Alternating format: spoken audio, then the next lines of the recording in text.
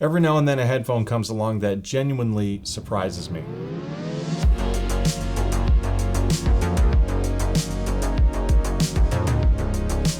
What's up everyone, it's Joe from Gadgetry Tech, and today we're going to talk about the SIVGA Luan open back headphone. This is a $300 headphone. It's an open back dynamic, and we're going to get into all the specs, but this is a pretty special headphone because I've reviewed a SIVGA product in the past. It was the Robin or SV021, which was a closed back, definitely more of aggressive sound. I will compare it to that later.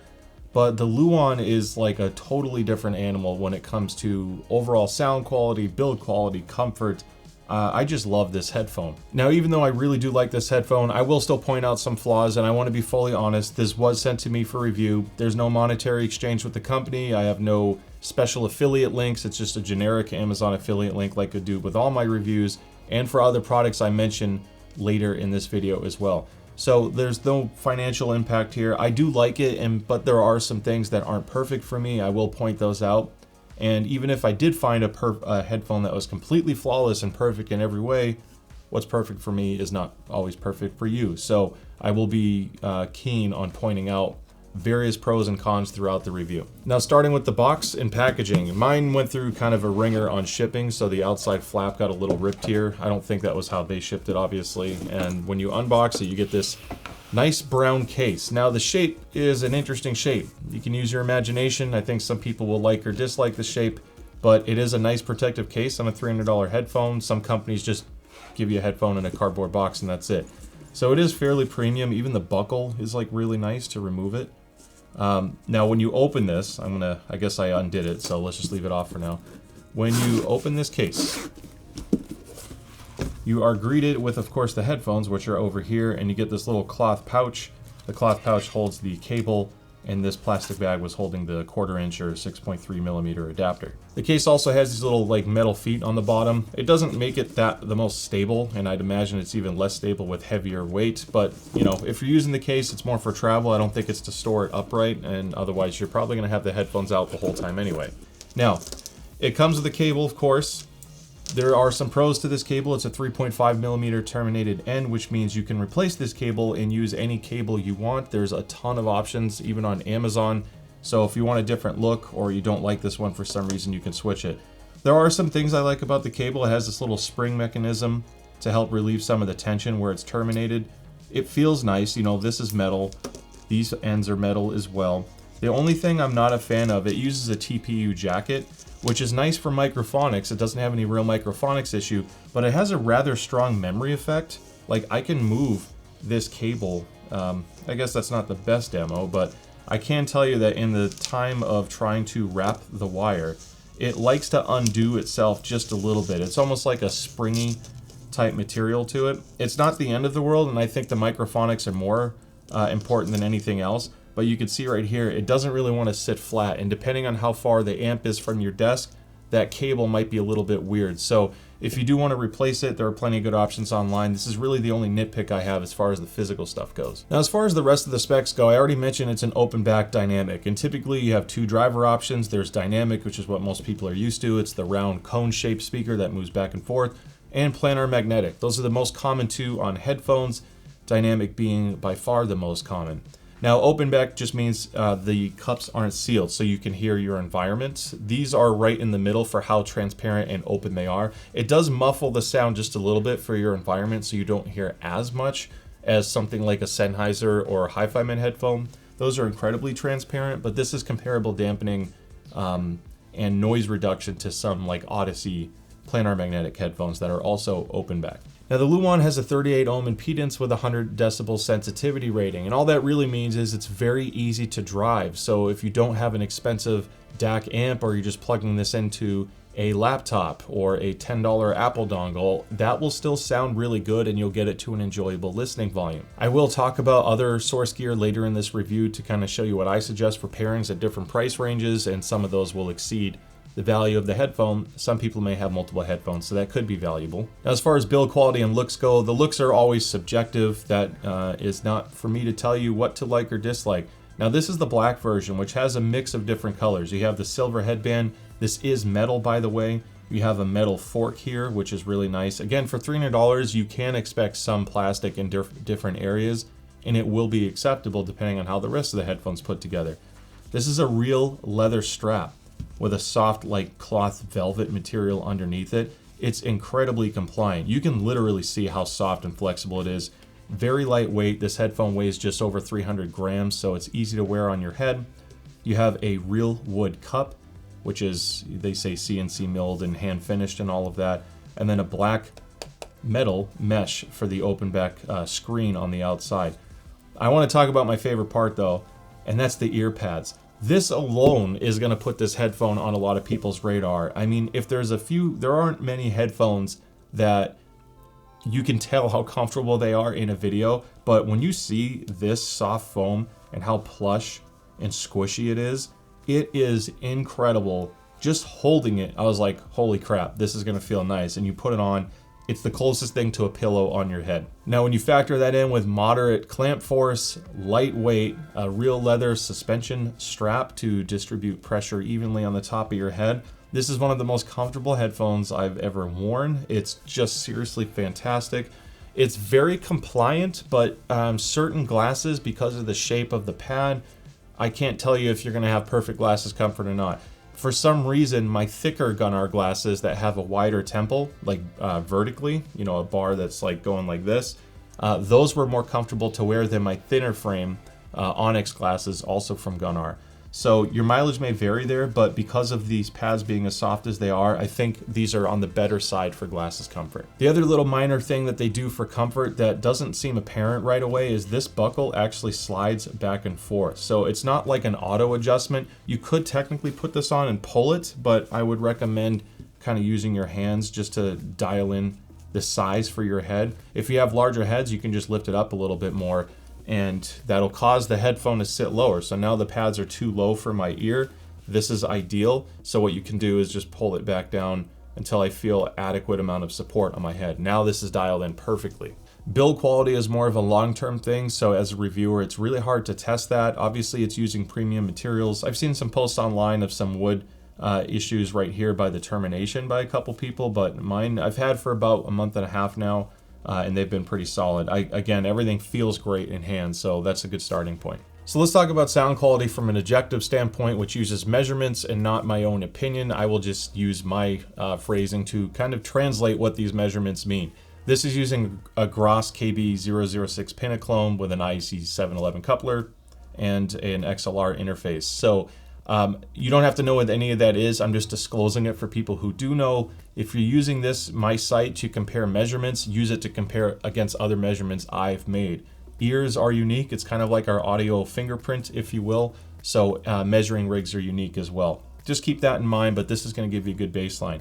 So how this measures is very neutral in the bass, just a slight tad towards warmth, because the bass, even though it's not extended, carries into the low mid-range just a little bit. You can see at 150 hertz. It's a little bit above the Harman curve, but this is mild enough. You're only talking a few decibels, and frankly, a lot of people do like a slightly warmer tilt in the bass region. The mid-range can seem slightly scooped or recessed at 800 hertz, but that's only because there's a little bit of a warm tilt in the bass. This is only a couple decibels, and it's not going to sound like anything is lacking in the mid-range. You can obviously do mild EQ if you're trying to tweak it, but for the most part, I find the mid-range in general very acceptable. Now, where some people may have an issue with the sound quality is really only in one area, in my opinion, and that's at 2,750 hertz. The low treble on this is a little bit emphasized, which can sound a little bit shouty to some people. It's not overly major, and it really depends what you're listening to or what you're playing for this to even be an issue. Some people are more or less sensitive in this area,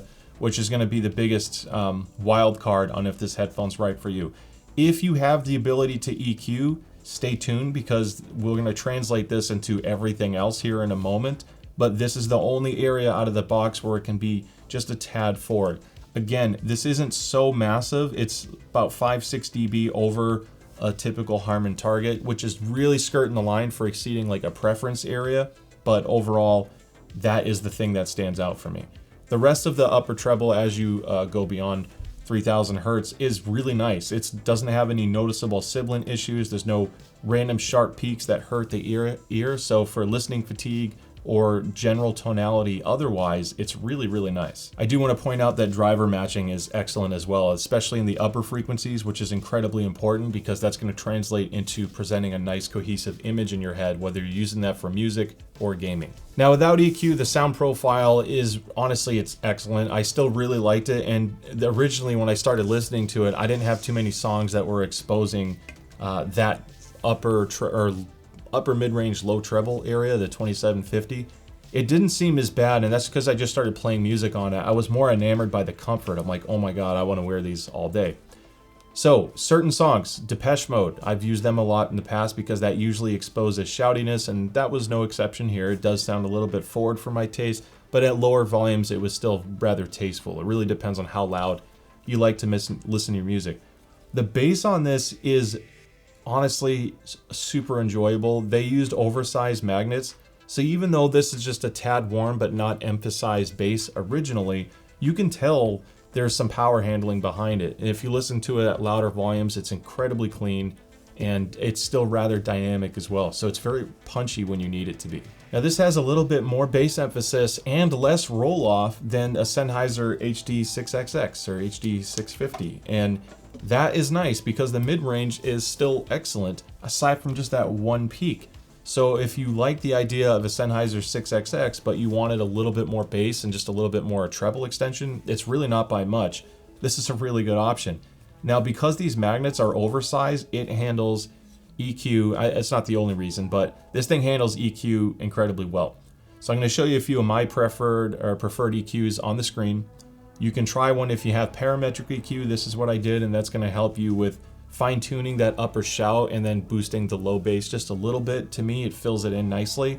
And then if you don't have parametric EQ, you only have a 10-band equalizer, you can't quite fix it, but you can tame it just a little and again build some of that bass back in. Now some of my favorite music to listen to on these is if you listen to like darker acoustics and male vocals and things that are just a little bit deeper to them, and some of those can sound kind of compressed and less energetic as a result. Depends on the mix in the song. These wake them up just a little bit, but very tastefully. It's not like adding a ton of treble to something, but it makes it incredibly enjoyable, and the detail retrieval you get is great because these also are great on technicalities. A frequency response is part of it, but if everything sounds kind of distorted, or you can't separate musical instruments or details as much, the nuances of the note, then who cares if the tonality is great if it's making sacrifices to do so. This is achieving good overall tonality, but it doesn't seem to have any sacrifices on the dampening and technicality side. It's incredibly clear, very resolving. It's more detail forward than something like a sub $300 Bayer Dynamic or the Sennheiser HD560S.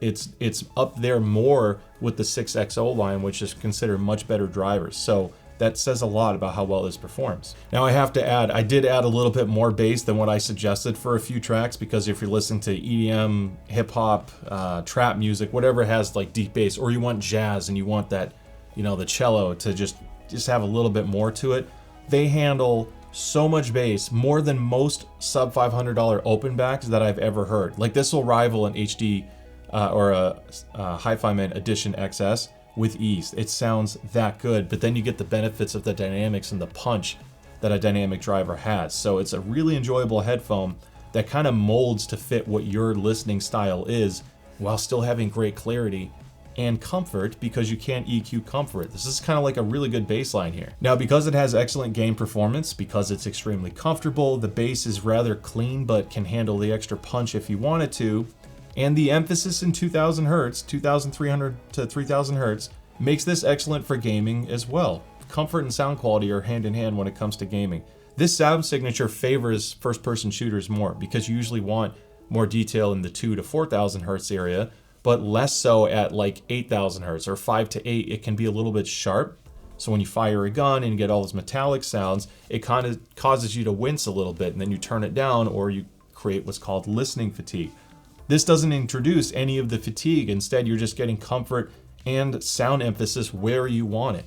And because it handles EQ so well, if you're playing in an immersive game and you want that bass and the rumble to pull you in, just add some bass. You can do that on multiple platforms and it's going to sound great there too. There is of course some upper treble extension. I feel like it extends nicely without ever sounding too airy or sacrificing everything else as far as like the intimacy of tracks when you want to listen to it. So naturally, its stage is quite nice as well. This is usually my preferred soundstage characteristic, where it's not too vast, but it doesn't sound dead and centered in your head. It really has a good sense of space. I already compared this headphone to the Hi-Fi Man Edition XS, and I'll try to tie it in better at the end too, but this is the SIVGA Robin, sub $200. It's just another SIVGA headphone product, also crazy comfortable on the ears. This is a closed back, it's less than $200, and it has very different sound quality. It has a much stronger bass, like gobs of bass, so if you're looking for a really comfortable sub $200 headphone that's just a fun listen, the Robin is more for that. Boosted bass, very much a scooped mid, and then a little bit more emphasis in the upper treble. So it's more of like a traditional V shape with a little bit extra scoop. But man, the pads are still crazy comfy. They didn't sacrifice that. The HD6XX, which is basically the HD650 or 600, these are the tonality kings, in my opinion. Under $500, they still have the best mid-range of any headphone I've ever heard, and it's always been my benchmark. Now, the mid-range is still better with these, and I think the detail retrieval is just slightly better, you know, as far as transparency to the source. It doesn't sound dampened in any way, but they sound much more compressed and centered, and to a lot of people, as great as these are, they're going to sound boring. They don't handle EQ as well as the Luan, and they don't sound as vast or wide. So if you're looking for something more punchy, more dynamic, more expansive, then the Luan is a better headphone. If you're just chasing mid-frequency instruments and vocals to sound as close to natural as possible, that's why these are legendary. Now these are much less comfortable. The clamp force is just ridiculous. You can modify it to an extent, but the pads are not as comfy as that. For me, I would much rather be wearing the Luan, so I think that is something to consider as well. I mentioned that you don't need a lot of power to drive these. The Apple dongle at 10 bucks will still make those things shine. So if you're looking for like good, better, best, that type of thing, that's what I'm doing here. So $10 Apple dongle, it's blast, it's cheap, plug it into anything and you're good to go. Now, I've had this for a long time, and it's not always my favorite at $100 because for $130, the FiiO K11 came out, and that has gobs of power, very bright, energetic sound. The Luan doesn't need that extra brightness and kick. It needs warmth to me and like a more cozy presentation to really be like the perfect end game at this price range. And the Hi-Fi Air, the Zendak Air, because it's 100, it's USB powered. This is a slightly warmer, softer sounding presentation. It's not that powerful, but this is so easy to drive. This gets crazy loud when you turn on power boost. Now it also has X bass, and because that handles bass and EQ so well, you press that X bass button and this is just an absolute riot for how versatile that is. Even if you just forget EQ altogether, you just have bass on, bass off for whatever you're listening to. Absolutely banger combo when you factor everything in for the money. Now, if you like the idea of something, you know, somewhat dark but still punchy, very transparent and clean, this is the Topping DX3 Pro Plus. $200, has Bluetooth capability as well. Way too much power for the Luan, but if you have multiple headphones or you have IEMs, I feel like this is a better balanced DAC amp that also does well with IEMs. Same thing with the Apple dongle. This one's not bad, but I think this is better. You know, depending on how large your collection is. Now, this is $200, and I do prefer this over the FiiO K11 for the Luan. This is the Niche Pietus Maximus. It's $600 with the DAC, so we're just going through tiers here. It's overkill for that, of course, but the treble delivery on this and bass punch that it has is excellent, and if you're using software EQ on your computer, that is like truly audiophile level performance, like just bonkers in terms of technicality, impact. I love this amp. It makes everything sound great, so that's no surprise. If you want more of the feature-rich side, this is the Topping A70 D70 Pro stack. Now you're getting $1,000 and up. That sounds absolutely incredible. It's like a much better version of a DX3 Pro Plus. The screens are gorgeous, and you get a lot more customization. You get real-time monitors for like showing your sound, you know, like almost like a VU meter type thing. It's a cool amp DAC. It's overkill, but if you're just looking for an end game, again, for scale, for IEMs, all the way up to like, you know, a $5,000 pair of headphones that are hard to drive, and you're adding the SIVGA to your collection, then that's a good stack to go with. Now, I actually use this a lot with the Luan. This is the Creative GC7. It has a higher output impedance, but it doesn't really matter for gaming as much, and it's a single driver, so it's not really affecting the tonality either. So this is under $200. It has game to chat mix, which is really important when you're playing competitive shooters. It does have some built-in EQ. Master volume, again, it's not too powerful, so you can get away with using that because this doesn't really need anything to drive. So if you're looking more on the gamer side, something like this or the X4 for PlayStation or even the G6 is really all you need. Okay, so that wraps up the video, and I think the big kicker is going to come down to if you want to EQ or not, and if you don't want to EQ, does this sound profile kind of fit what you're looking for? Again, it's just a tad warm, but it's definitely more neutral with a little bit of emphasis in that upper vocal range. So it can be shouty to some, but to me, believe it or not, this is actually one of my most enjoyed sub $500 headphones I have right now. I have a lot of headphones, and that's a big statement because I wasn't as crazy about the Robin in the past. It's not bad, but it was just beat by other headphones, and I like open backs. So from a personal thing, this is like right on the money. It's got the comfort, it has the looks, in my opinion. The perceived build quality is great, and it just sounds fantastic. And I do EQ it, and when I do, there really isn't many other sub $500 headphones for mixed use, both music and gaming, that I've enjoyed wearing this as much. It's a sleeper hit. I think it flew under the radar, and now that I've had one, I wanted to share it with you all. So hopefully you found this helpful. I'll try to include it in other comparisons down the road, but it's really for the dynamic side. If you're chasing neutrality, in my opinion, Sennheiser is still the way to go. If you want neutrality with more flexible EQ options and a little bit more energetic sound, on the dynamic side, I like this one a lot. The FIO FT3 is not bad, but it's much harder to drive. And then without EQ, or if you're looking on the planar magnetic side, I lean more towards the HiFiMan Edition XS. There's so many options out there. I'm not trying to just list a bunch of names. This genuinely should be a try for you if it fits what you're looking for. You can always return it. Hopefully not too many get returned, but I really think people are going to love this when they listen to it. So I'll have links in the description below to help you find it, but by all means, purchase it wherever you like. Thank you so much for watching and for the support. Don't forget to hit that like and subscribe button, click the bell so you can see the next video coming out. Have a good one, and I'll see you soon. Bye.